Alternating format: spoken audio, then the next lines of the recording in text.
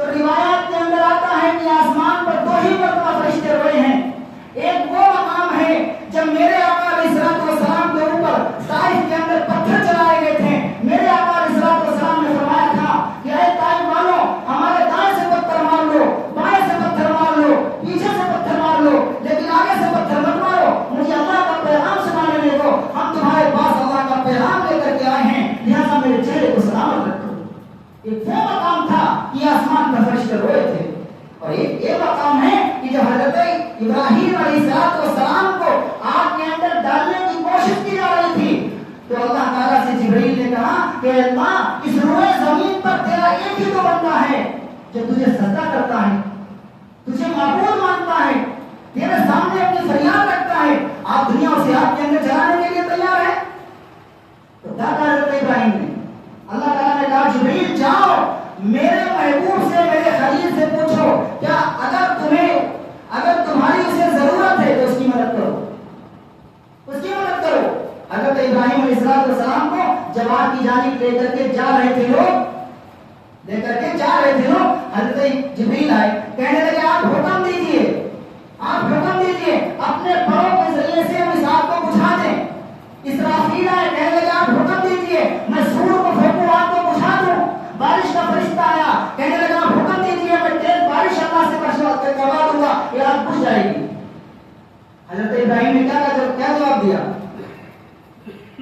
حضرت ابراہیم نے کہا کیا یہ سارے حالات میرے اللہ کو معلوم ہیں؟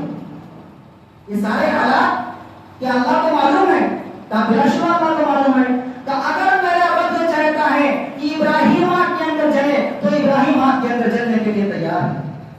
اگر میرا رب یہ چاہتا ہے کہ ابراہیم آگ کے اندر جلے تو ابراہیم آگ کے اندر جلنے کے لیے تیار ہے. یہ محبت تھی حضرت ابراہیم کو کس سے؟ اللہ تعالیٰ سے. آج ہماری محبت میں کتنا اثر ہے معلوم ہے؟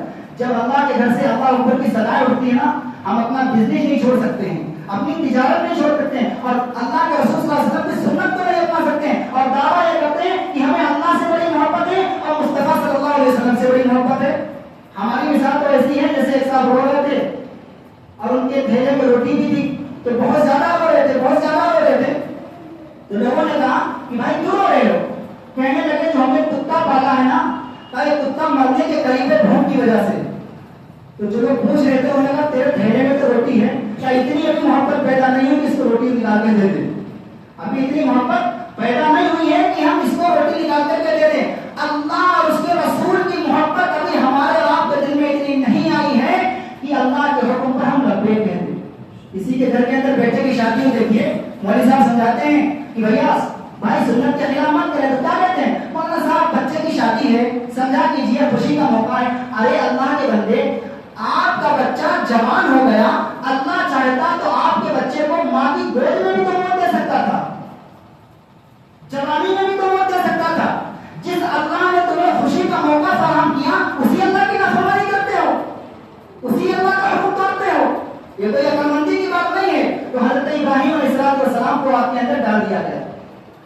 اب کیا دیکھا حضرت ابراہیم نے؟ لوگوں نے دیکھا کہ حضرت ابراہیم جب اللہ دیکھ رہا تھا تو اللہ نے جبریل سے نہیں کہا، اسرافیل سے نہیں کہا، اللہ نے